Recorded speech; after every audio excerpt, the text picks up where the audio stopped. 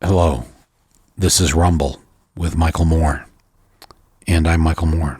Welcome to my podcast. Today we're going to talk about the impeachment trial that's taking place in the Senate this week. We're going to talk about some things that Hillary Clinton had to say about Bernie. Today's podcast is rated B, which means there is excessive content regarding Bernie. If you're not for Bernie or you're not for him yet, if you could just hang with me, I think you'll like this podcast, because we're going to get into some things that don't get discussed about him, and also maybe have a good laugh with it too, because our guest today is Katie Halper, the comedian and writer, and all-around good person, and I'm glad that she's going to be here. Before we get started, I want to acknowledge that the underwriter of today's episode of Rumble is Anchor podcast platform. This is they're the free podcast people. You want to start your podcast, you go to anchor.fm or the Anchor app, and they will help you put your podcast up on Apple and Spotify and Google and every place else, and they don't charge you a dime. They're a great organization. They support me, and they support my voice being heard, and I'm grateful to them for underwriting today's episode. Katie Halper is here. She's our guest, and welcome.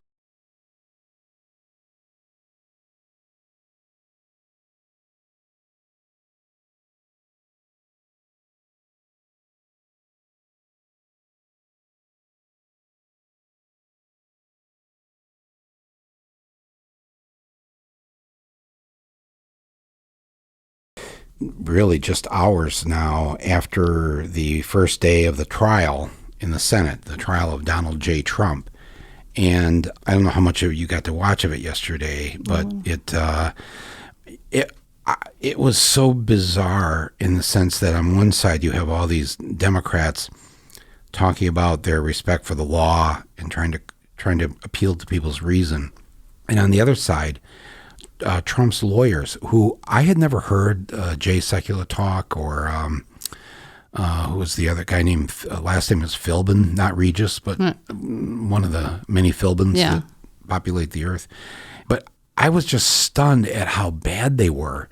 Like, I thought, well, they're not going to let Giuliani be part of the trial, so they bring these guys in. But these are like Giuliani's law partners.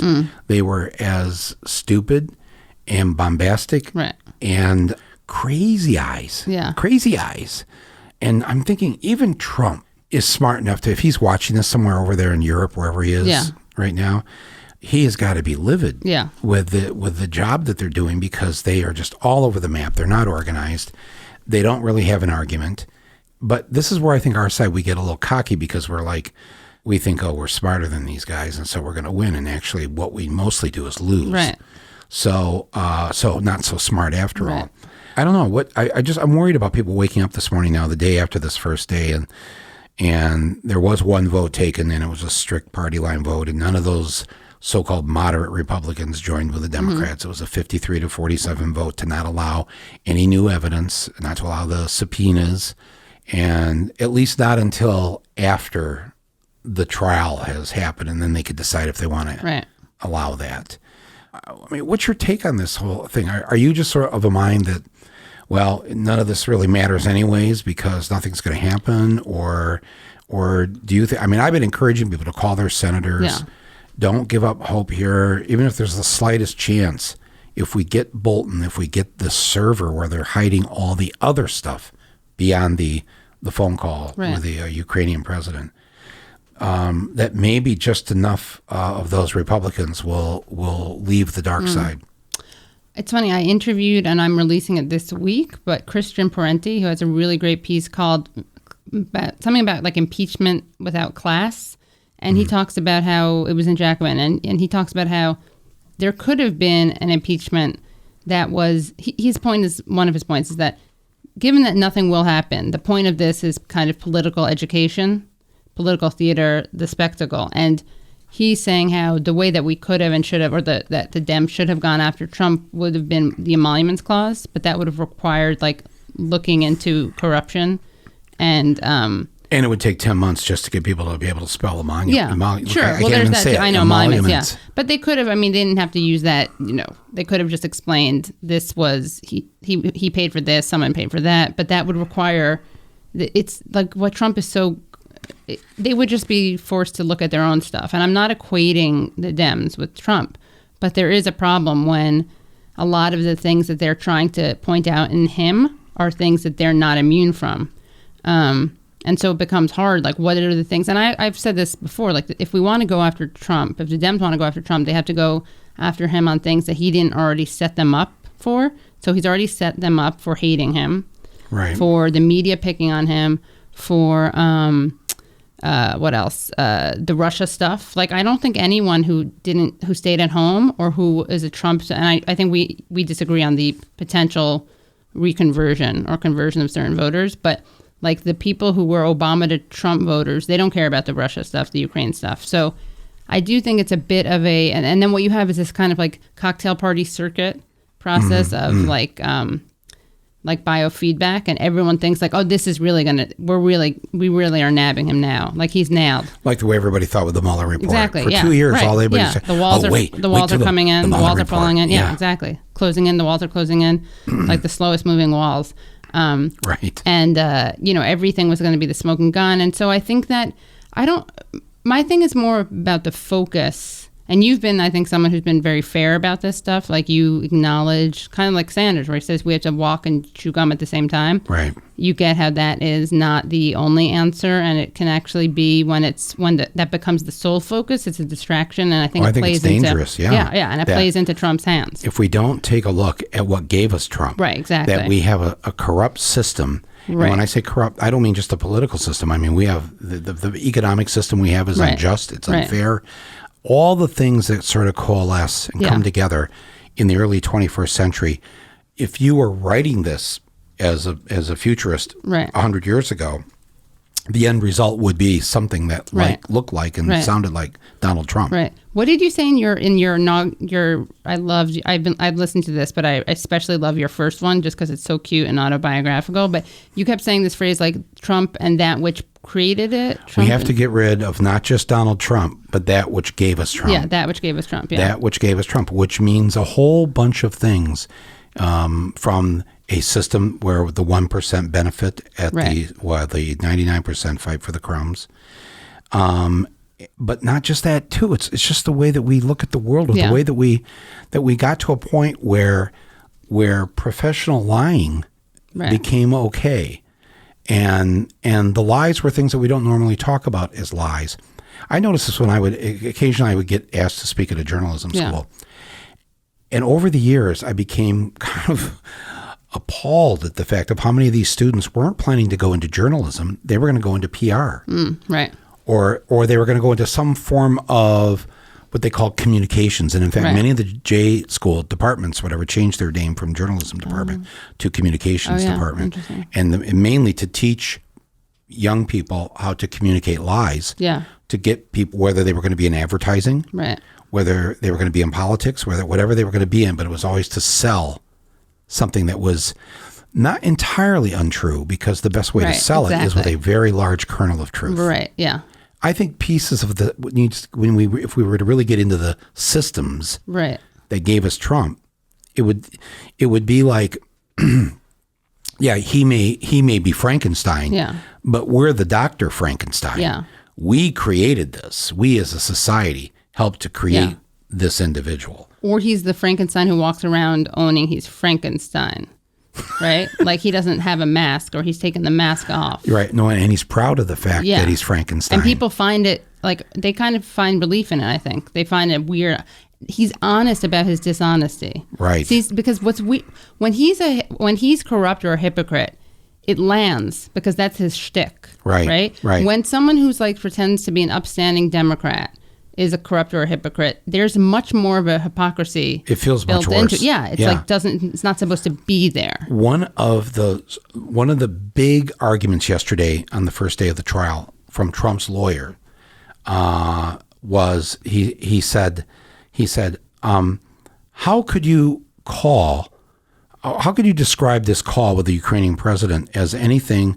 I mean, President Trump, he declassified the call. He released the call. That's how bad it is. It was so bad and so wrong and so criminal. He released the transcript of the call. And it's like, wow, that's a smart way. Yeah, it is pretty, yeah. In other words, you kill somebody, but because you release the photographs of you killing them, I mean, I'm not trying to hide this or do anything wrong. Right. You know, I mean, there's the pictures. What's the problem here? Yeah, I mean, I think that, when Pelosi said the other day that this was impeachable, she had no choice. I don't remember the phrase she used, but it was like, this you had to impeach on. But when Bush misrepresented facts about WMDs, that wasn't impeachable. Right. That is something, though, that we do have to kind of wrestle with and grapple with, because what is that saying? And again, I'm not I understand why people want to get Trump and will get him with whatever, not technicality, but violation technicality. And obviously that's not kosher. But I do think I think that for people who are kind of not necessarily that politically inclined or interested, I think there's something that they probably get rings hollow about it. Right. That's the thing that is going to drive an impeachment, as opposed to lying about WMDs, getting us into war, something that killed so many people. And Pelosi would not allow Democrats to go after any kind of possible impeachment or censure or whatever. And she said that also now, she doesn't try to hide it. No. She's just that wasn't impeachable. This is something that killed 4,500 of our young men and women and hundreds of thousands of Iraqis. And wow, destabilize that nation. I mean, that area, blowback. And what all Trump wanted was some dirt on Hunter Biden. Yeah. I guess if you put it like that, wow. And I think that people, it's funny, even people who don't, they're not political scientists, but they just pick up on that hypocrisy and that lack of proportionality. So Trump's got Ken Starr, the prosecutor of the oral sex prosecutor, basically, I'll put it like that. And and Alan Dershowitz. Oh my God! Because everyone needs an Islamophobic. I guess I can't call him a child predator. He's child predator adjacent. I'm pretty sure he is. I don't know but he's definitely defends them and hangs out with child rapists and defends them. Yeah, I'm talking about Jeffrey Epstein here. Yeah. He's smart. Now, that's scary. He's a very smart guy. And he does that very loyalty thing where he'll concede certain points. Yeah. Kind of like what you're talking about. It's not he's not a dummy, he's liar. He's very smart. No. Yeah, no, I've had some contact and dealings with him over the years. I'm sorry. And I know it was scary. Yeah. There was one time that actually, because this film was being released by, Miramax, which was, owned by the Weinsteins. Because their parents were named Miriam and Max.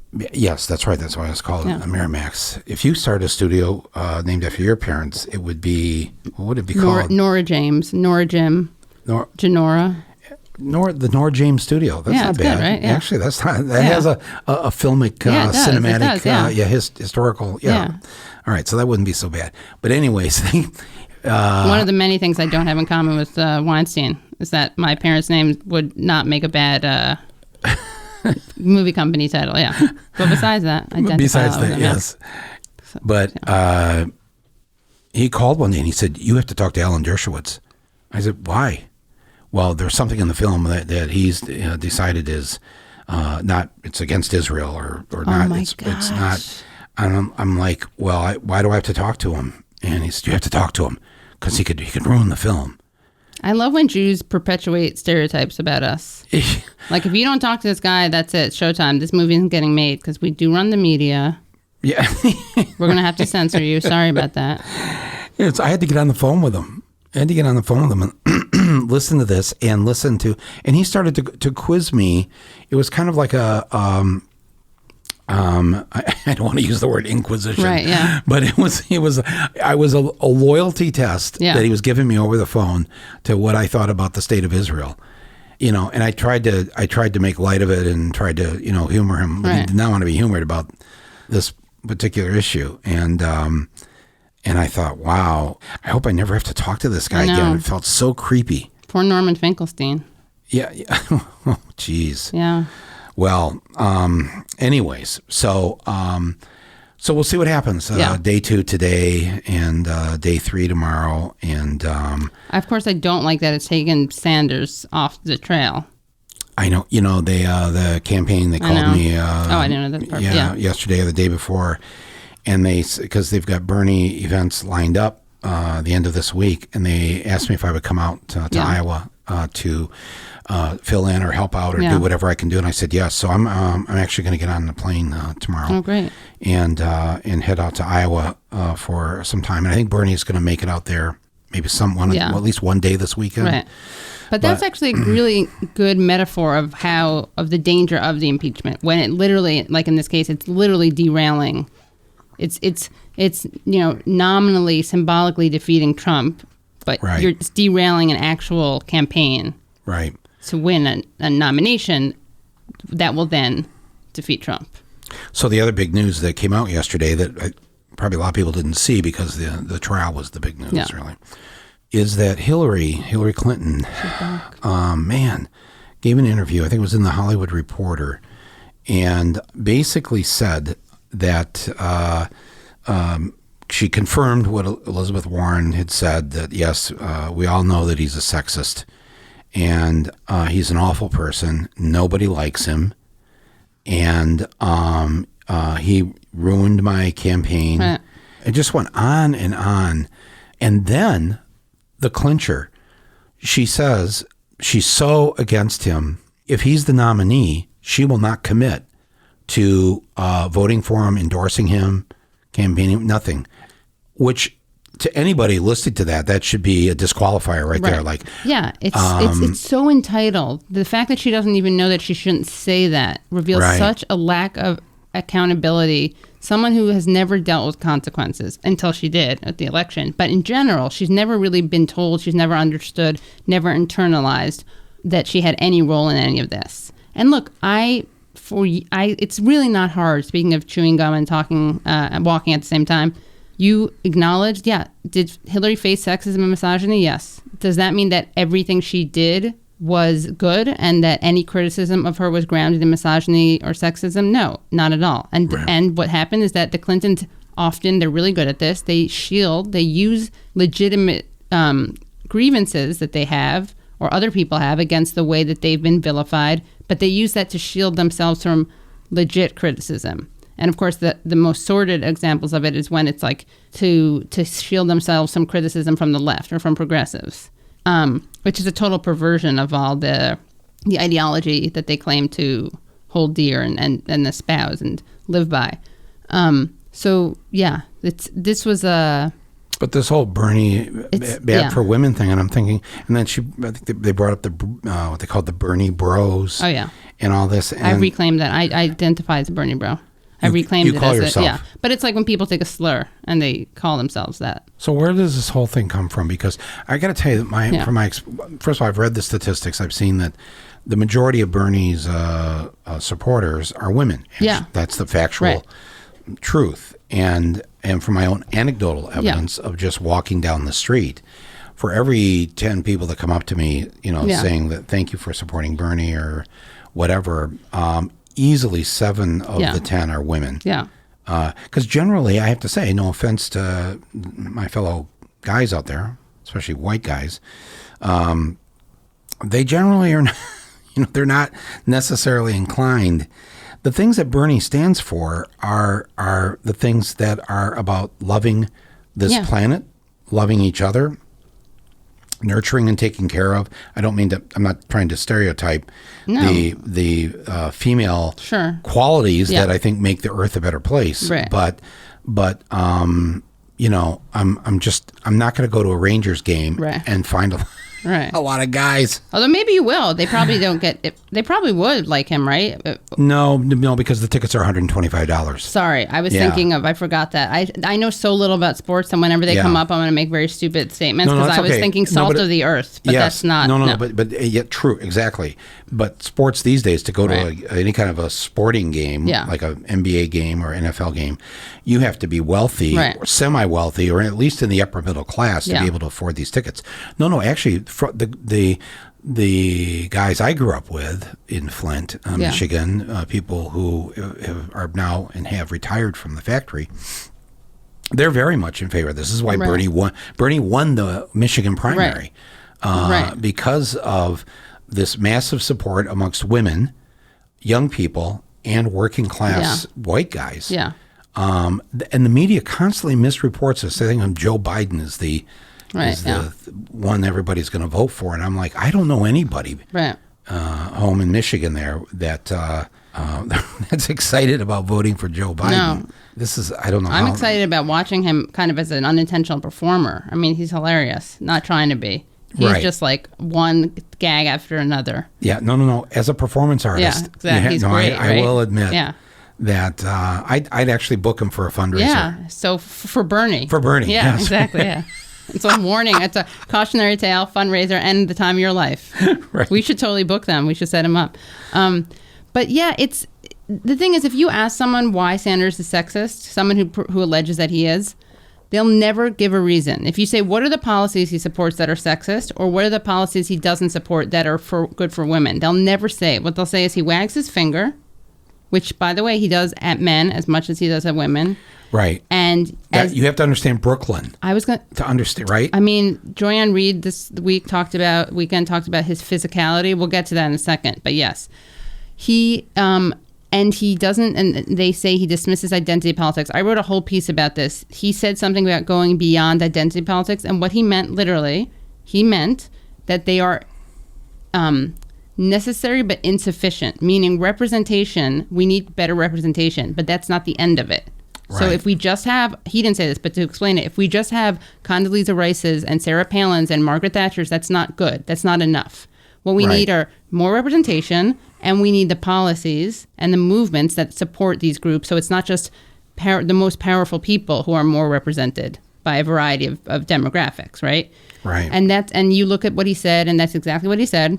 And so people really, it's amazing. What people don't want to say is that they like more centrist politics more than Sanders, and they don't want to admit it, or they really identify with Hillary as an individual, which I get, but that really isn't very good politics, because you identify with someone's journey. If that's that can be an entry point, but that shouldn't be what determines who you support, because you have something in common with someone, because you can have something in common with someone who does really bad things. Why is this happening? I don't get it, because so here he has a voting record that's 100% pro-women. Yeah. All the things that affect women in our society, whether it's equal pay, whether it's, we still don't have an equal rights amendment. Right. And the thing is, too, he's fought for this stuff for so long. Gloria Steinem called him an honorary woman in the 90s when she was stumping for him. Really? Yeah. Well, I mean, you go back to those pictures of him being arrested by the police in 1963. 1963, how many years ago? Is that, what am I doing the math here?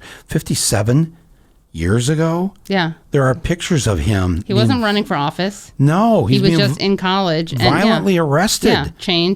There was a picture of him chained to 2 or 3 black women. Yes. Yeah. You know, back in the first part of the debates, they were asking for a show of hands of things.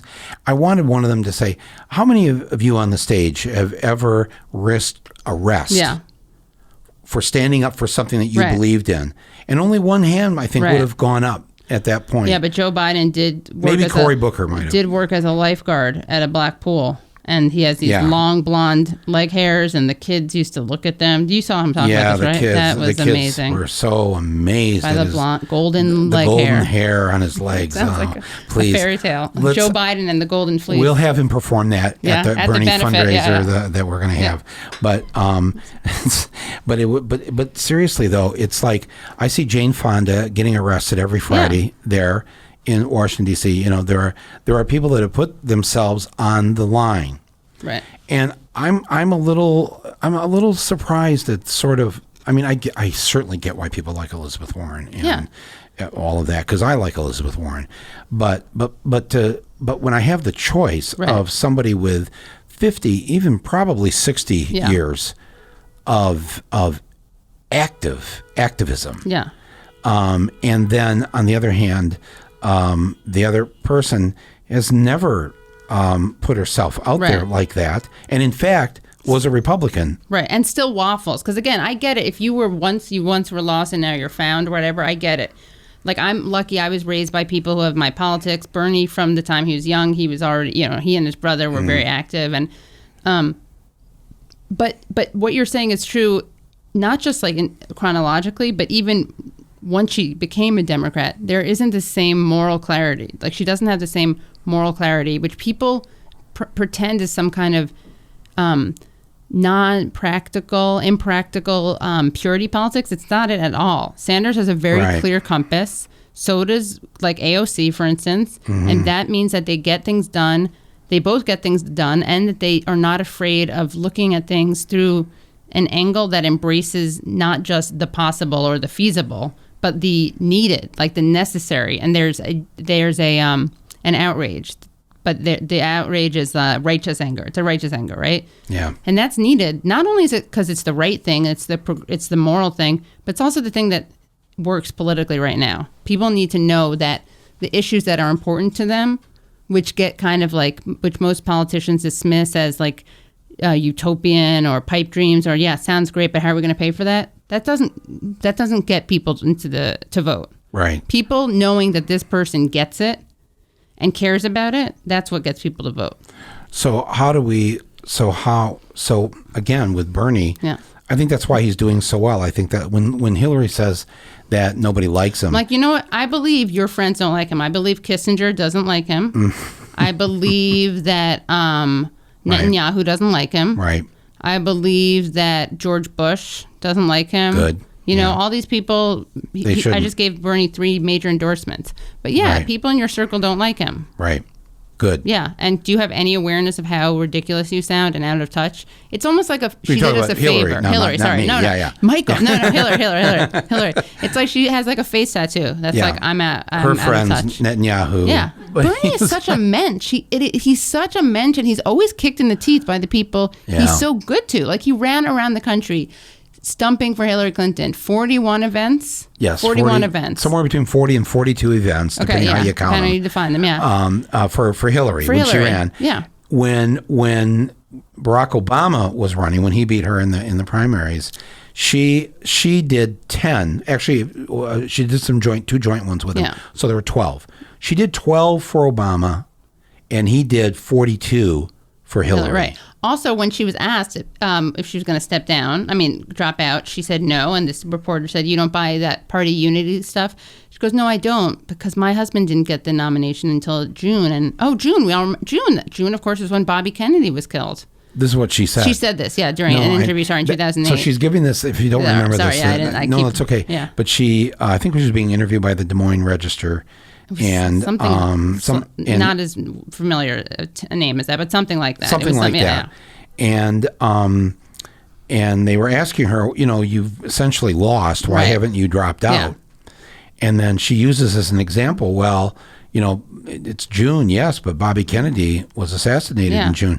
And to bring that up when everybody was already so afraid of the white supremacists the heightened killing security, Obama, the heightened security. He got Secret Service protection before anybody had ever gotten it. Right. And that what she was saying was so weird, and she knew it. And later she tried to walk it back. That I shouldn't drop out because you get assassinated. People get assassinated in June. Yeah. And it's like, what did you just say? It was like, wow. Yeah. Well, it's just what she said yesterday was just deplorable. Nobody likes him. Can I say that? Deplorable. Oh yeah, that was a spoonful of deplorable right there. That was a big bowl of deplorable. And why anybody would listen to her after this, because basically by saying that she didn't know if Bernie's the nominee, she will not commit to voting for him or endorsing him or campaigning for him. She just disqualified herself. She just disqualified herself and declared herself a pro-Trumper. Yeah, a Trump enabler. To be charitable, right? To be as charitable as we could. A Trump enabler. Yeah, I know. Yeah, no. She is a leader in this country, and she is encouraging people to not vote for him if he's the Democratic nominee. When all of us, from all spectrums, all parts of the spectrum of the Democratic Party or non-Democrats, I'm not a member of the Democratic Party, but I'm going to vote I like all of those people on some level Yeah. on that stage. There's no real asshole that's been on that Democratic debate stage. I mean, you're not trying to. You're okay, gonna. yeah. There might be one. It's your show. I'll be respectful. No, you Yeah. should say. Was there? I would say Delaney, my colonoscopy maybe? results of that stage would be different. Yeah. Okay. If I were a proctologist, so to speak. All yeah. right. But- Delaney, big time. Yeah. Yeah, Big yeah. time, yeah. But it seemed like by the time they weeded out, Mayor Pete. I mean, I'm just glad his Gramsci scholar father, student of Marxism, isn't around to see this. oh well, there's not a chance he's going to be the nominee, though. I Is there? don't know. You know, we have to vote for him if he is. I'm in New York, thank God. But I Yeah. guess I have to. Yeah. No, yeah. You have to do We have to- the we have to- overwhelming. No, we yeah. have to. We all have to get. We have to do this. Don't tell them yet. See, No. that's the we're Yeah. see. This is what we should like. We're so busy because we have PTSD from Trump winning, I think. But like they don't. Let's try. Let's just get the most Yeah. electable guy in. Like that's Yeah. our way to defeat Trump. I'm not shaming you because I feel the same way. Yeah, yeah. I'm like, don't worry, I'm going to vote for. But it's like actually, why don't we focus on, because that's become a talking point against our side, against the people who supported Sanders, as Right. if we did something wrong. We were supporting the guy who would have beaten Trump, who Yeah. definitely did not lose to Trump. We know that much. Right. Right. No, he would have beaten Trump. Yes. That's what we were trying to do. Yeah. We were trying to Right. save America from Trump. Yeah. Don't shame us about I know. anything. And the other thing is, people like, well, I'll speak for myself. I went out and made a documentary a month Yeah. before the election Right. to get people out there to vote for Hillary. Yeah. You know, and man, that took a lot for Yeah, me yeah. to do that, because her politics and mine are not the same. Right. And yet I saw what was going to happen with Trump, and I thought, yes, I will do this painful thing. Yeah. And But vote. it is really sick how this weird reverse psychology, because all the people who said our guy was terrible, who said our guy wouldn't and couldn't defeat Trump, they ignored the evidence. They didn't care about that. They call us, like they say we have messiah complexes and it's cult of personality. Like, look, I like Bernie's personality. He's a total mensch. He's a crotchety mensch. That's what I call him, which is like a very good combo, very Right. trustworthy, right? But I liked him because of his policies, his positions, his principles, his consistency, and that there was no like messiah complex there. And you know what? God forbid he has an ability to bring people together who don't necessarily think about politics that much. Otherwise, that's called electability. Right, That's something we right. want. All these things, these Trumpian, Sandersian comparisons are so stupid. They don't realize what they're doing is they're basically arguing this is why Sanders will be so good against Trump, because Right. he can peel people away from Trump, which he can. Right. Why do they keep saying that I hear people say, they'll come up to me and say, I like Bernie, but we got to have somebody who's going to beat Trump. Oh my God. The electability Yeah, issue. it's so weird. And any poll I've seen going head to head, pretty much. Yeah. I mean, I saw one where Biden did well, like Sure. in Florida and North Carolina, but in what I consider to be the real swing Yeah. states, the ones that Right. gave Trump the election, Michigan, Right. Wisconsin, and Pennsylvania, that Bernie is going to kill him in all those states. Or I shouldn't say the word kill, but Yeah, you know what I'm saying, sure. metaphorically. Have a meeting with consensus, and then replace him. Like a yes. drum circle, whatever. Yeah. Yeah. No, the fact that he does as well as he does, given that is not the narrative, is unbelievable. If the media spoke about him as being as viable as he actually is, not even if they hyped him up, if they just spoke responsibly and reported responsibly on how popular he is, he would be through the roof. Because it's a Right. self-fulfilling prophecy, right? Right. You hear someone on, some Chris Cuomo here, some MSNBC person there, you hear them casting doubt on his viability, and then either consciously or subconsciously you're like, yeah, I guess he doesn't really have a chance. Look, I like him, but he has no chance. People, like, what's really hard about this moment is that there's like we have to be like bifocal in it, because there's some people who are irredeemable. They're, what is it, basket full of deplorables. Yes. We're not going to reach them, and these are people who are probably highly educated. Yeah. We used to probably go to parties that they would Right, be at, right? right. We would, like, they were in similar circles to us if you're in a liberal media world or progressive. And they're not going to change. Like, those people will not change because they have vested either material or ideological emotional interest in the pre-Trump status quo or in a certain type of neoliberal identity politics. Again, I'm not dismissing identity politics. I'm talking about the weaponization of identity politics, Right. and the hijacking of identity politics. But I mean, and I think that those people, that's one thing. For me, those are the deplorables. Those are the irredeemables. But there are people who, various different groups of people who don't know that Sanders is that electable. And they're not being cynical and dishonest and disingenuous. They just hear it because they watch MSNBC, they watch CNN. They're not bad people. They're not like apparatchiks or professional thinkfluencers or whatever. They're good people, and we need to reach them. And same thing. So I feel like that's almost like the liberal equivalent of the people who are the Trump. There's like the they're the Obama-Trump voters who I think we should talk about this. I think some of them can be brought back. Is that what you meant earlier when you said that we disagree? No, I believe some of them can be, but I think they've already come back. I think that's what you're saying. Okay. Yeah, there's 8 million Obama voters who voted for Trump. I believe in the first year, because really they didn't like Trump. I know a lot of these people in Michigan. Right. They actually think Trump sucks. Right. But they just love the fact that they could use Trump as a bomb, as a grenade, as a Molotov, blow up the system that has ruined my life. Right. And they saw that, the Republican Party hated Trump. Right, which makes him that much more appealing, right? Yes. Oh, that made it so easy. Right. And then Trump did say, he was against the Iraq War. Right. I remember a speech he made in Michigan, and by the way, Hillary didn't come. Right. Didn't come to Wisconsin. Right. But boy. Maybe she did herself a favor. Who knows what the results would have been like had she gone? Well, that's what campaign people told me after the election. Because I was just wondering, how come none of us could get a yard sign in Michigan? Yeah. Well, they were afraid Trump voters would see the Hillary yard signs, and that would remind them to go vote. It'd be triggering for them? It'd be a trigger moment for them, and they would just like, don't forget to vote. Right. Don't forget to vote. Hillary sign after Hillary sign. And so they no Hillary signs in Michigan during the campaign. I know I've complained about this now. I'm only in my 5th week of this podcast, and I'm still griping about the no Hillary signs. It's important. It's a good teachable moment.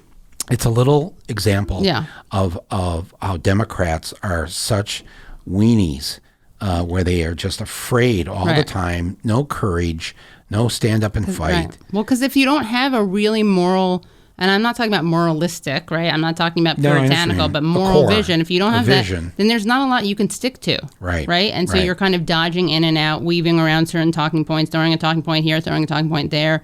And it comes out in the wash that you're lying or you're being disingenuous or, you know why? Because we should be the better person and instead talk about how much Joe Biden is terrible. Yeah. Yes, I agree with that. We got to triage. But I still have to say this, that when you say you've taken 20,000 selfies, that's not a selfie. That also is not true. I don't want to say it's a lie, but when you have your campaign aide taking pictures of you with supporters, that is not what we call a selfie. Right. A selfie is when you take the picture. You hold the camera with your supporter, and then you put your thumb there and you touch it and you take the picture. Yeah. That is called a selfie. Right. It's a little thing. I'm sorry, I don't mean to. No, I think we should use that. Be like, Bernie never lied about selfies. Right. There's no selfie gate. We should turn this into selfie gate. Bernie has no idea how to take a selfie. Exactly. Which means he also has not lied about it. But this would be a funny 20-second spot, though. Yeah, it would be, yeah. Did you watch the New York Times TV show this weekend where they did the endorsement? Yeah. This thing is set up. It was like you were watching The Apprentice. Yeah, it was so ironically weird. Yeah, they bring each of the candidates into a big boardroom. Yeah. And instead of Trump and his 2 henchmen that used to sit there on the show, it's a dozen New York Times reporters and editors, and I want to get this out of my head because I want to go back to thinking that the New York Times endorsement board is like a really serious. They come into a room that's lit with the green lamps, those office lamps, and the candidate sits down and they just drill him for 3 hours, right? Yeah. And this was like, it literally was like The Apprentice. So tell us, who broke your heart the worst in your life? Yeah. No, I'm serious. That was a question. Was it really? Yes. Who did he say? They each. I didn't see that part. They really they didn't ask each candidate every question. Okay, got it. The ones they asked that question to, boy, they danced around it because they did not want to say who broke their heart. Right. And in fact, Biden said, to tell you the truth, I've had heartbreaking moments and tragedies in my life, but of all the people that have been in my life, nobody's broken my heart. And I thought, wow, that is why you got that smile. Yeah, that's not true, yeah. That's not dental work. That's Right. He's like, maybe a combination. Okay, Yeah, maybe yeah, a combo. yeah. I'm just saying, just trying to be nice. I just don't want to diss his dentists. Right, Yeah. no, right. But it's Some just artistry. like, it's like, but no, this was there were the other questions were just so. They kept bringing up Mitch McConnell. How are you ever going to get past Mitch McConnell? Mitch McConnell. It was like, it's just Mitch McConnell. Yeah, just a tortoise mixed with a man. Yeah. What is the? Oh my God! And then they have this discussion about them, and they, one of them will say, well, that candidate has no charisma, so they're out. That's really, and Bernie, Bernie, if you watch the whole thing, because they put it online, he doesn't care, and he said, "Look, I'm just going to come out and say this." Did you see this? Where he says, first of all, he says, "You and I have a different worldview, you, the New York Times, and me." And boy, is that right on. Thank you, New York Times, for giving us the Iraq War by putting all those lying stories on the front page. And but finally he says to them, he goes, because they're trying to get around to ask him, why are you a grumpy old man? Right. And he said, look, I don't do his voice. If I say this, you can you do it. You do a better Bernie voice. But he's like, look, I don't send birthday cards. I don't send birthday cards. If you're expecting me to call you up on your birthday and say happy birthday, I'm not going to say happy birthday. You want me to call you happy? And it was kind of weird because somebody said to me today, it was so weird because all of a sudden, Larry David's been playing Bernie. Yeah. Bernie became Larry. Barry became Larry David. They're cousins, yeah. And the whole first episode of Curb Your Enthusiasm was about everybody saying Happy New Year. Larry David was going, I'm sick of this Happy New Year. Well, it's funny because you get 3 days to say Happy New Year. I don't want to hear it after that. I've been wanting to write a piece. I've always loved Curb Your Enthusiasm, and I've always said that there is a very a moral Davidian code that Larry David lived by. Like he won't. It's very biblical kind of. And it's interesting because Larry, like myself and like Sanders, we're all secular Jews, but we're very Jewy, which is a whole other thing. But he won't dance with a woman, like he won't dance with his wife in front of a widow. He won't acknowledge, like they sound like they're straight from the Old Testament. Like thou shalt not dance with a widow, with your wife in front of a widow. Thou shalt not mention the golf playing that you do in front of a man in a wheelchair. Like all these rules that he does. He does have a real moral code. Right. And he just thinks that stupid things you shouldn't have to do. Or like, I love it when on that episode, he won't wait for that guy to, his food gets there first. And the guy, he's like... He starts eating his food first. Yeah. He's like, you don't mind if I start, do you? Which is kind of funny. I'm surprised Larry would ask that at all. He's like, yeah, I would if you don't mind. And he's like... And then he can't. He's like, it's gonna go cold. I'm just gonna eat it. And that to me is, of course, you should do that. Like that's a fair thing. He wouldn't care if the guy had started eating his food. No, exactly right. So so Bernie, the thing. He's like, I've never dealt particularly well with bullshit or something. What did he say? Yeah. Right. That's what he said. He's like, but I'll give you health insurance. I mean, I remember a happy birthday card, but you're going to celebrate more birthdays with me in office. Right. Exactly. And Medicare for all. I want that. Yeah. I don't care about who broke his heart or any of this other nonsense or his personality. Yeah. And the fact that, again, 76%, he has the highest approval rating of any candidate, more donors, more supporters, more volunteers than any candidate. He didn't get that by being unlikable. Right. I think actually the reason why young people, by a large percentage, he's been number one with 18 to 35, actually 18 to 45-year-olds. The majority of 45-year-olds want Bernie. Not the majority. I mean, he's number one when they poll it. And he's been number one for 5 or 6 months with Latino voters. Yeah. Weird that's not a huge story. Yeah. No, I know. Well, why the same isn't thing that about a huge story? We said earlier about with non-white voters that he's number one with non-white voters, and nobody will. Why won't the press write this stuff? I don't understand it. Why do they? And why is he still dismissed when he consistently has been number 1 or 2 in most of these polls? And I think you're right, though. I think that there is something. It's because of his politics. I've come to believe now when somebody says that he's not electable, Yeah. What they're really trying to tell me is they're afraid that he is electable. Yeah, I think for most people, that's it. Then you have people who actually don't know, and they just hear this said again and again. Yeah. And it takes like a real paying attention to like media criticism or happening to know certain things and following things. But it's really hard to know this if you're not making it your business. But yes, the people who claim to be experts, who say he's not electable, they conflate I don't want him to win with he can't. I don't think he can win with I don't want him to win. Right. It's. I don't mean to. This is not the Bernie podcast show. I mean, I talk about him a lot, but I. Well, it's important also because he's the face of something, but it's bigger, and he's a good. When we talk about him, we're also talking about all these anti-leftism tropes. Right. So I cut you off though. No, that's okay. Anti-leftism tropes. I'm not Jewish. I didn't need to explain that, did I? You have a mensch you shouldn't have said qua about you, though. Okay. Mentally you shouldn't have said qua, yeah. All right. Well, I'll accept that. Yeah, compliment. But it seems like another thing that never gets discussed is that we may have our first Jewish president. And when certain things get said about him. The physicality. It rings a little bell in my head. Yeah. That says... wow, that's what they do say about Jews or Jewish men in this case or this.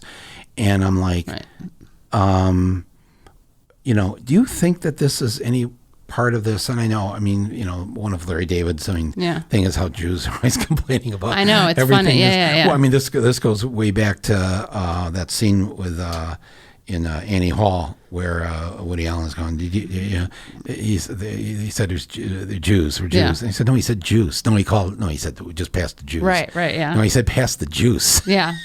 Everything's, So I get that, but I have to say, as a non-Jew, I detect a little bit of, in just the fact that it's not even talked about. Right. It's erased, yeah.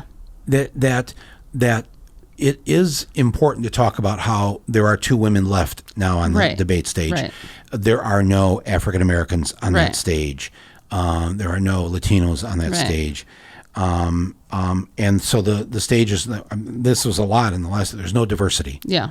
And I'm thinking, well, there's a gay man. Yeah. There are two women.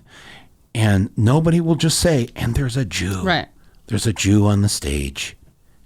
And I understand why. That's never a good game. There's a Jew on the stage. Name the Jew. Find the Jew. Spot the Jew. Point to the Jew. It's the Jew search hour, yeah. But yes, I understand. Yes, why aren't people saying like this would be a historic first for many, yes. And it's interesting because his Jewish identity, Sanders, and it's funny because I feel like I spent basically up until Bernie, I would almost always, my interaction with the word anti-Semitism was almost always saying something wasn't anti-Semitic, not to downplay it, but because it's such a weaponized term to stifle criticism of Israel. So this person's an anti-Semite, that person's an anti-Semite. And it's like, no, they're not. Of course there are anti-Semites out there, but most people who, like Mark Lamont Hill, not an anti-Semite, said something about Israel, totally valid, not anti-Semite. Norman Finkelstein, not an anti-Semite, actual son of Holocaust survivors. But this is this one time where it's like, can we talk about anti-Semitism for a second? And it's funny because it's like the first time growing up in New York that I feel like I've been doing that, and in the United States. But it's true. It's not, and it's not even, I think for some people, it's really just a cultural, like a lack of familiarity. Like he comes off across as gruff, or the physicality. With someone like Joy Reid, there's just no excuse. I'm sorry. You claim to be sensitive to tropes, to optics, to representation. You can't have a fucking body language expert on the show, on your show, to analyze Bernie Sanders. Last week. Oh my God, she had a woman on. She's like, he's turtling. I mean, it was like turtling. A couple things. Mean? I don't know, like hunched over. She's like, he's always hunched over. It was a very, very, very. If there had been any gender equivalent of that, it would have been rightly condemned. Right. Like you're behaving like a whatever, woman anything. Yeah. Like the thing about his also made no sense what Joanne Reid was saying. She's like, well, he has a physicality, wagging his finger. at Hillary Clinton. Again, I like, it's all about 2016. That's when all these things were. And you do have some people who came around and saw the light, like Peter Dow. Mm-hmm. But someone like Joy, who used to praise Sanders as a moral I'm sad voice. to hear that she did that. It's really, I mean, I think that's pretty reprehensible. What other tropes like that have you noticed? Joanne Reed actually said about Bernie on Twitter. She said that he's like your college roommate who stays on your couch for free and doesn't pay rent. Like, again, I'm not saying that makes her an anti-Semite at all. I'm saying that there's a lack of sensitivity towards anti-Semitic tropes, which makes her sensitivity. And explain to people what the trope is there. Oh, the trope, the cheap Jew. Sorry. So the trope is like of the cheap parasitic Jew. Yeah, too cheap to go get a hotel room or whatever. Yeah, I mean, like mooching off of you. And again, it's not like if someone said this about Sanders, who was like, it's not inherent. I'm not going to call anyone who said that about Sanders an anti-Semite. My point is that for Joyanne Reed, who plays around a lot with how things are problematic, she doesn't give anyone the benefit of the doubt. Like, I mean, she said some weird stuff about Bernie and Jane. Like, she does some weird armchair diagnosis. If you're gonna be like that, and if you're gonna be very quick to kind of pathologize and diagnose things as problematic, then you really have to hold yourself to that standard too. And if you don't, then you're not being honest. And I'm not saying it's intentional. I don't think she sits there and lies. I mean, I don't know what happens though. I can't imagine going to your bosses at MSNBC and being like, okay, so wait, bear with me. Yeah. Body language expert. But there's been other weird things too, like the caricature. Well, first of all, there's the cartoons. Then you have of him as the Jew. Yeah, I mean, cartoons of him with the big nose, or when they announced how well he did at fundraising, they had I think it was the Washington Post had a photo of him with his hands together, grasped together, which is a trope. Rubbing there's his actually hands an image. together. Yeah, there's the image and there's of the big money tree next to him. Oh, so then that was Politico, where they wrote a piece, and the original headline was something like "Sanders is not poor but cheap," or "cheap but not poor." And then he is standing there. He has two houses, one house in each arm, and a third house coming out of his head, which it could be worse. It could have been horns. I guess this is better, improvement. And then they have in the article, it was a picture of him standing in front of a money tree, and it actually said, like, because I like did a right click like to save it, and it came up, I guess. I didn't even know this. What they call it comes up, and it was like Bernie in front of money tree or something. And they fixed that, but the content was the same. They have all these talking points against him. Owns 3 houses, which every single senator owns at least 2 houses. That's what's like so stupid about these things. But the caricatures, the people tweeting anti-Semitic things, and this goes with the Bernie bro narrative, which is that apparently Bernie has all these like really abusive, toxic supporters. But Neera Tanden is friends with a lot of people who say problematic things. Neera Tanden always asking. Says problematic things. Well, she says problematic things. She outed a Me Too someone in her own organization, like. Just outed someone who had been like harassed during a meeting. But the people that she hangs out with that say these things. There are these people on Twitter who, it's so funny because she and Adam, what's his name, Parchimenko, and Philippe Wren, they love pretending like outspoken like feminists or male ally, and they all like promote. There's this like online Twitter resistance scene. And they all like wish each other happy birthday. They like say, well said, blah, blah, blah, call each other my friend. These are people who, there's one guy who said about Linda Sarsour after she expressed her like sympathy for people after the Pittsburgh shooting. This is the Muslim woman who was one of the 3 or 4 people that organized the Women's March. Yeah. She said something like, my heart goes out to people. She condemned it. And this guy, Jeremy, who I have a picture of him in near hanging out. I sound like a stalker. I just saw it, though. They hang out. He said, look at Linda pretending like she wouldn't have planned something like that herself. Then you have, like, this guy, Mr. Dean, who called Bernie Sanders a fake fucking Jew. The same group of people, they all follow each other, retweet each other.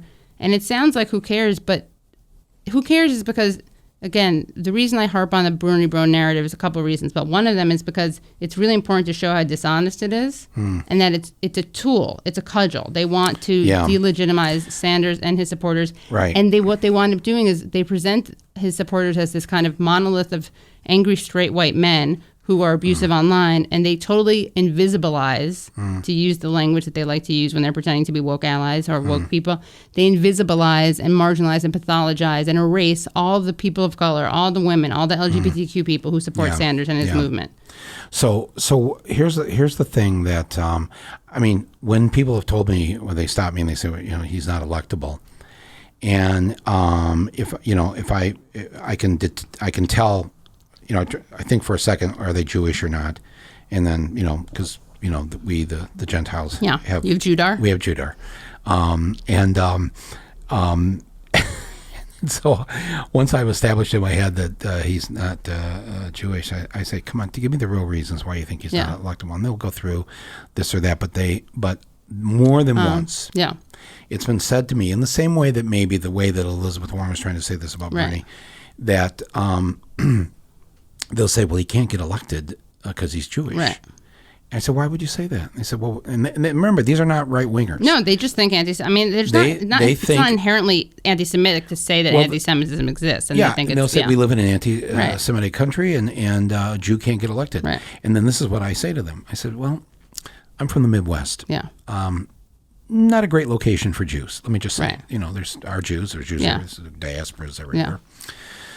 But I have now lived in a time where both senators from Wisconsin were Jewish, both senators from Minnesota were Jewish, Katzenbaum from Ohio, Jewish, and I just went through Illinois. The Jewish senators from states where Jews, I'm sure, are not even 1% of the population, and yet these Midwesterners, these people in the flyover areas, never vote for Jews, they'll never vote for a Jew, and then all we've done are send Jewish senators, Levin from Michigan, to the U.S. Senate for most of my life, And I say, you can't say that. Don't repeat that. That yes, there's anti-Semitism. Right. Well, I wouldn't even say don't repeat that or you can't say that. I mean, I would say like I get why you would think that maybe, but like when did you become all empathetic? I'm empathetic for redeemables. I really am. Okay. So like there are lots of that. I'm like, I get that you think that because the truth is this is a bit uncomfortable. But you can say, but you know what? First of all, look at our last president. His name was Barack Hussein Obama. Yeah. People really thought he was Muslim. Right. He definitely was black. Mm-hmm. Some people thought he was born in Africa. Mm-hmm. All these things, and he was elected twice. Right. Yeah, by the largest margins. Yeah, and we never. If people had no one saw that coming. And again, you can say, look, Sanders shouldn't have gotten as far as he could based on so many things, including that he's Jewish. But yeah, and you can say Feingold. You can, all the Jewish elected officials in places besides New York and Los Angeles. Feinstein, Boxer. Yeah. Right. But I guess I mean, I think like there's a lot of shaming and calling out, and I do that a lot. But I try to be selective, so we have to have like a Jew something dar, deplorable dar, redeemable dar. But because I get how someone doesn't. But these are liberals who think their fellow Americans are less than them because so you're right. I get it. So they're anti-Semites. Okay, I see what you're saying. It's a snobbery that says Bernie can't get elected because out there, sure, I get it. They won't vote for Jews, and then I give them the whole long list of Jewish senators from the Midwest, right? And it's actually I heard this on this podcast this week. There's a shrink, Steven Reisner, has this podcast called Madness, and I forget what he says. What the slogan of his podcast is, where psychology and politics converge, intersect. Yeah. And so it's a very interesting podcast, and he the one that he has out actually right now is called Paranoia. Is it good for Jews? And wait! Someone just told me. Yeah, did you hear about this? Does psychoanalysis? He's the guy he's the shrink, one of the shrinks that led the fight to stop using psychologists. Yes, my friend as torture Laura Sheehy in just told me about him and said I should have him on, and I need to reach out to him. Yeah. Okay, so in this one that he's got out right now, he says just so we understand the situation, yes, it has been hard for Jews here and elsewhere, blah, blah, blah. But he says, I've done the research on this, and there have been more Americans killed in this country as a result of anti-Semitic attacks in the last 3 years, in the Trump years, the 3 years of Trump, more Jews killed because of hatred toward Jews than all Jews in the United States killed the same way through hatred of Jews in the entire 20th century. Really? Yeah, and that's what I said. No, really? Yeah. He said, oh, no, there's plenty of attacks, Yeah. he said, but just look at what you've seen recently. Right, because of mass shootings. And, The shootings, but just if you're here in New York on the nightly news, there's security cam footage of Jews getting just punched. Right. And attacked, not just killed. You said he said attacked. Yeah, attacked. Oh yeah, no. I'm talking about actual killings Yeah. of Jews in America in the 20th century combined. Right. Doesn't match the killing of Jews in America in the Trump years. Yeah. And it was so stunning. But he goes on to say that because Trump and his people have endorsed this philosophy of white supremacism and et cetera, that it's not so much like sane people. It triggers first the psychotic. Yeah. Right. The psychotic gets triggered first by living in a culture that says it's okay to punch a Jew in the face. Yeah. It's okay to go into the deli and open fire. Right. It's anyways, but it just got me thinking about how we have the potential of having our first Jewish president, and I think some of this attack, or I think some of the way he's being ignored, like erased, like a cipher, like he doesn't really exist there at the top of the polls in every single poll. Yeah, it is really insane. No, I mean, I'm serious. It makes you feel like you're insane sometimes, doesn't it? Yes, and I'm saying now, not because I'm not Jewish, so I do not sit around at night watching TV and thinking, good for the Jews. I don't have my list where I have got them. The criteria. Everyone divided between good for Jews, bad for Jews. I'm just saying, wow. How come nobody's really kind of dealing with this? I don't know. It's maybe, but at the same time, I go up and down the elevator of this building here in New York City, and there's many Jewish people. Right. This is the largest amount of Jews in the entire world. There's no city that has more Jews than New York City. Yeah. Not Tel Aviv, not Jerusalem. Here, and so of my Jewish neighbors, I can't get anybody on board for Bernie. Well, that's because you're in I mean, it's because here in New York, right? Especially we're in Manhattan, so you have to So so it's a class thing. It's a class thing, so much of this stuff is class stuff, and like it's really great because Bernie's Jewish. I wrote a piece about this for Jacobin about Bernie's Jewish identity, and it really is amazing because it's this very interesting thing where it's both like totally universalistic and it's particular kind of. But it's not. The whole point of his Jewish identity is like to be inclusive and expansive and not like stop with his story, right? So his story, his family's story, all of this stuff, this is why I think certain things land with him and they're like that much more personal. You know, his family fled, extermination. His being a Jew when he was growing up was different than it is now. Yeah. Like my mom had rocks thrown at she and my uncle had rocks thrown at them by the Irish. No grudges from my part, but by the Irish Catholic school kids. Like it was different then, and it does shape his identity. What shame.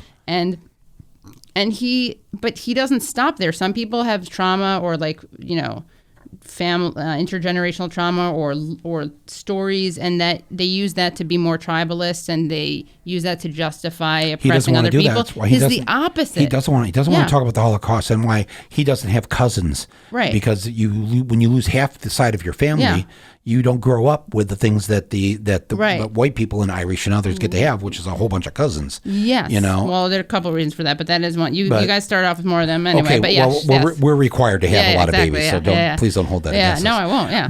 But I'm serious. It's like he won't do that. In fact, I shouldn't say. But he connects that stuff. I was talking to him a month or so ago, and I said to him, "Why you should talk more about the fact that we have only 2 Muslim women that have been elected to the U.S. Congress, and they both support you, the Jewish man. That's so amazing. It's the world we want to live in, it is. actually. And he said, no, I don't. We don't need to bring up religion. And he's like, he wants to not live in that world where we again identify they're the Muslims, I'm the Jew. Right. But look, he's better on Palestine. I mean, it's not a coincidence, right? No, but I'm afraid that some of the people are my neighbors here. Oh yeah. Are very upset because 2 debates ago he said. You cannot be, he said, I'm pro-Israel, but you cannot be pro-Israel unless you are also pro-Palestinian. Which is wow. I know. It's amazing that there are 2 things. It's amazing that that's an amazing thing to say, and it's amazing that he said it. Yeah. Well, there are so many things we didn't get to cover here today. Will you come back? Yeah, of course, whenever, we'll have Shabbos. We'll have Shabbat dinner. Okay. I don't do that. I don't even know. I mean, you don't even know what that is. There's challah. There's challah involved, I think. Right. Yeah. I'm open to anything. But see, I was the nuns we had when I was growing up. Yeah. I'll tell this story some other time. But in Flint, which was the founding of the UAW and the union movement and the sit-down strikes and everything in the 30s, and my uncle was in the big strike that brought General Motors down. Down is in the sense of they had to start paying people like 50 cents an hour. That I remember the stories being told of all these factory workers who had worked in the Jews from New York, essentially communist Jews from New York City that moved to Detroit and Flint and Milwaukee and places like this and got jobs and did the organizing. They were salts. They were organizing from within. They got within. hired. Yeah. Now, again, they didn't show up for a weekend. Right. For like a demonstration or whatever. They literally moved to Flint. Yeah.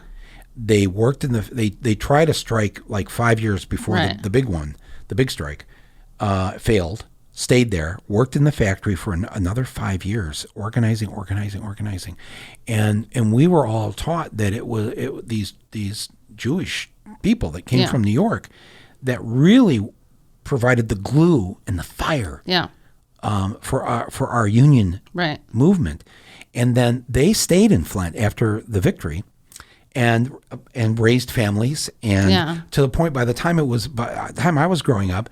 There's like 4 synagogues and shuls I didn't know that. in a town of 150, maybe 200,000 when I was a kid, 100,000 now. Because they stayed there, they raised their kids. And then by the 3rd generation, they were our dentist. Right. And lawyers, accountants, they did. doctors. But they were also, but the ones that worked in the factory, and because the UAW was very good about being anti-bigots very early on. They integrated the assembly line, made General Motors and Ford do this. So our dads or our grandfathers worked on the assembly line next to Jewish dads or granddads. Yeah. And so there was a whole different attitude about growing up Catholic. We were not taught what, say, maybe kids in other Catholic schools. The Jews did not kill Jesus. Yeah, right. In fact, they sat next to you, stood next to you down the assembly line. Right. Exactly. They built cars, Well, actually, I remember the nuns saying that the Jews did not kill our Lord and Savior Jesus Christ. That was the Italians. Right. Now that's something we both can get behind. Yes. You and I think just like we have to shift to Biden, we can't have this anti-Semitism, anti-Irish stuff. We got a common enemy of Italians. The Romans, the Italians. Yeah. No, some of my best friends are pizza bagels. But every year, the nuns took us over to one of the synagogues, and they had a Seder for us Catholic kids. They did a whole Seder thing for us. And then we performed Hava Nagila, and this is like in 4th grade. Wow. This is the way we were raised. Very different. Yeah. I don't think, I cannot claim this to be true for all Catholic schools across the country. But it was very... That's great. Yeah, it was, I think, it's like Bernie said, the world you want to live in is that world. Well, it's a world where you both where you celebrate different diversity, but you're also, there's like a commonality, and that's what's so interesting about this certain Jewish identity, where there's this, if I were, Fiddler on the Roof, did you see it? They had the Yiddish only production. I did not see the Yiddish only. I did see it right before it closed. Can I just say that when my mom brought us kids here to New York in the 60s, I saw the original Fiddler on the Roof with Zero Mostel. So did my mom. She just told me that she took her Really? grandmother, who, coming full circle, was an ILGWU worker. So she was in the International Ladies Garment Workers Union. Yeah. Which was started. Wow. The Triangle Yeah. Shirtwaist Factory people. Yes. And she took her. My mom just told me that she took her grandmother. And she was like, "Oh, it's so familiar," or like, I have to ask my mom what she said. It was something so cute, but like, it brings back so many memories. It's all very familiar to me, or resonates with me, or something. I got to find out, because she just told me that, and I thought it was so sweet. But in the piece that I wrote for Jacobin about Sanders Jewish coming back home to Brooklyn to launch his campaign, and how it made a lot of sense, I quote, I talk about this like universalism, and there's something called Tikkun Olam, which is repair the world, and it's a Hebrew term.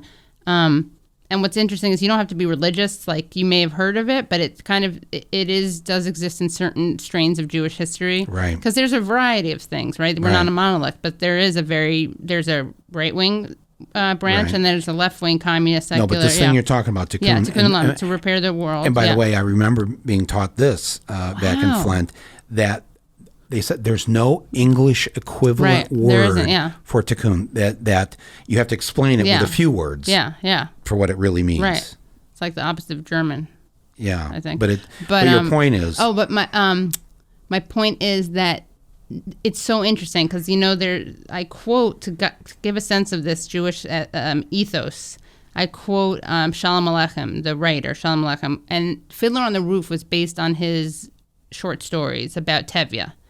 And one of them has Tevye, or not Tevye, one of the characters in one of his pieces, in Shalom Aleichem pieces, it's instead of the song "If I Were a Rich Man," which is all about how, if I were a rich man, I would and do all these great things and eat this and have that and buy my wife this. It's based on something that's like, if I were a Rothschild, meaning if I were a rich man, and it starts off being like, I would give my wife a new dress, but wait, that wouldn't be enough. What about all my brethren? And it goes from like the most particular to the most universal. Yeah. And he goes through, he's like, well, it can't just be the Jews of the world. What about these nations and these nations? And expands. And it's like the opposite of what If I Were a Rich Man is about. But it's really interesting that's like... I had not heard that story. Yeah. Will you send that to me? Yeah, I will, yeah. It's actually very similar. We were filming in Finland for this movie I did called Where to Invade Next. Oh, great movie. And their national anthem has that same sentiment. Oh, wow. That it's not our national. It's not about Finland. Right. It's about we're part of the world. Yeah. And it's what we do for the world. That sky that we see in Finland, that's everybody's sky. Yeah. And it's so beautiful. Yeah. And I know can we please get our world together like this while you and I are still alive? Yeah, me, you, and Joe Biden benefits. And Joe will come along with us. Yeah. I know he will. He will. That's it. Yeah. He will do. He's such a good sport. No, he'll do it. Remember when he was like, when Bernie was on at the last debate, when Warren said that terrible thing. Yeah. But it was just so funny, because that was so Warren, and then Biden's thing was so Biden, because he gets on stage, he's like, "Watch out with the Ran." He's like punching him in the shoulder, the arm. He's really like Fred Willard's character Ron from Waiting for Guffman. Right. I have to do a mashup of that. I did a Corky Sinclair Richard Spencer mashup. Well, you've got to do this. No, that'd be very funny. Yeah. Well, thank you very much, Katie Halper, for coming on my podcast. Yeah. Please come back. There's so much more to talk about. You've written about what it means to be a millennial feminist. I'd love to hear that. Yeah, we'll do that. It'll be part 2. This is going to be very Jewish, rabbinical, midrash. I don't even know what that means. Some kind of Jewish text. Yeah. Yes. That's the part 1. Yeah, exactly. Part 1. Yeah. Part 1, we covered all History of the world. Part 1. Yeah. Right. And I thank you for helping. Also, just the comedy part. We didn't get into that too much, but it's very important. The gift of laughter, and we live in dark times, and it's good to see the craziness of this. Yeah. And comment about it, and you do that very well. And thanks for this podcast. It's really great. It's really great to have it. Yeah. It means a lot to hear that.